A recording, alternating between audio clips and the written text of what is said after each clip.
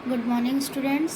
आज मैं आप लोगों को आपके सेकंड चैप्टर का जो मैं ईश्वरी और मुंशी प्रेमचंद जी के बारे में, जो ये दोनों दो मित्र रहते हैं, ठीक है, उनके बारे में बता रही थी। तो मुंशी प्रेमचंद जी जो थे वो ईश्वरी के घर गए थे अपनी पढ़ाई पूरी करने के लिए, ठीक है, और कुछ दिन बिताने के लिए। तो उससे आगे मैं पढ़ूँगी। ईश्वरी का घर क्या था? किला था। जो ईश्वरी थे, आप लोगों को पता है, वो जमींदार का बेटा था और बहुत ही बड़े लोग थे वो लोग, ठीक है। तो उनका घर जो था वो एक किले जैसा लग रहा था। इमाम बाड़े का सा फाटक, द्वार पर पहरेदार टहलता हुआ, नौकरों का कोई हिसाब नहीं, यानी कि नौकर भी बहुत सारे आगे पीछे घूम रहे थे, एक ही हाथी बंधा हुआ। ईश्वरी ने अपने पिता, चाचा, ताऊ आदि सबसे मेरा परिचय कराया और उसी अतिशयोक्ति के साथ ऐसी हवा बांधी कि कुछ न पूछिए। नौकर चाकर की ही नहीं, घर के लोग भी मेरा सम्मान करने लगे। देहात के जमींदार लाखों का मुनाफा नगर पुलिस कांस्टेबल भी अफसर समझने लगे।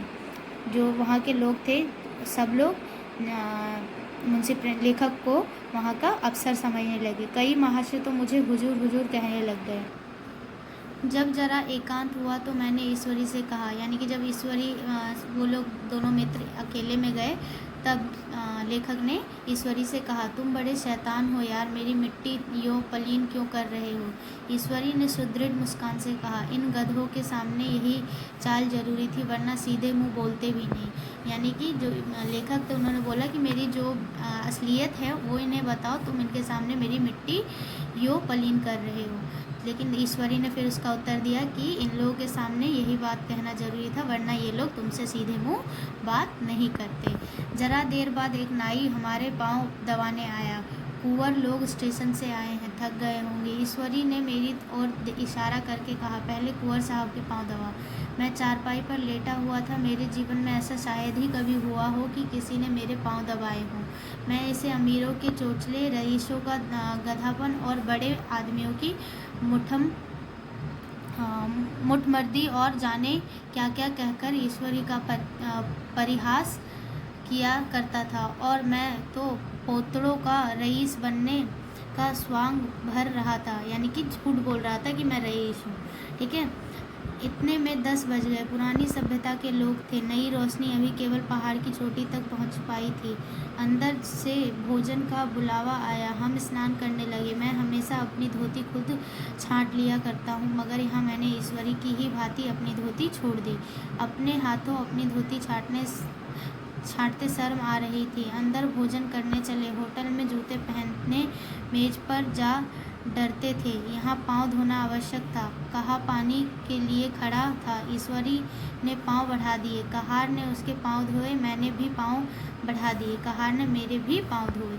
मेरा विचार ना जाने कहाँ चला गया था। सोचा था वहाँ देहात में खूब एकाग्र होकर पढ़ेंगे, पर यहाँ सारा दिन सैर सपाटे में कट जाता था। कहीं नदी में बजरे पर सैर कर रहे हैं, कहीं मछलियों या चिड़ियों का शिकार कर रहे हैं, खेल रहे हैं, कहीं पहलवानों की कुश्ती देख रहे हैं, तो कहीं शतरंज पर जमे हैं। ईश्वरी खूब अंडे मंगवाता और कमरे में स्टोव पर आमलेट बनते। नौकरों का एक जत्था हमेशा घेरे रहता। अपने हाथ पांव हिलाने की कोई ज़रूरत नहीं थी, केवल जवाब हिला देना काफ़ी था। नहाने बैठो तो आदमी नहलाने को हाजिर, लेटे तो आदमी पंखा झलने को खड़े। मैं महात्मा गांधी का कुंवर चेला मशहूर था। भीतर से बाहर तक मेरी धाक थी। नाश्ते में जरा भी देर ना होने पाए, कहीं कुंवर साहब का सोने का समय आ गया।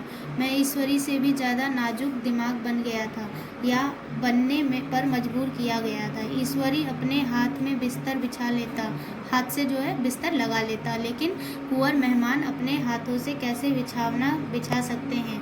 उनकी महानता में बट्टा लग जाएगा। एक दिन सचमुच यही बात हो गई। ईश्वरी घर में था। शायद अपनी माता से बातचीत करने में कुछ देर हो गई। यहाँ 10 बज गए। मेरी आंखों में नींद से झपक रही थी, मगर बिस्तर कैसे लगाऊं? कुंवर जो ठहरा। कोई 11:30 बजे महरा आया। बड़ा मुंह लगा नौकर था। घर के धंधों में मेरा बिस्तर लगाने की उसे धुन सुध न रही।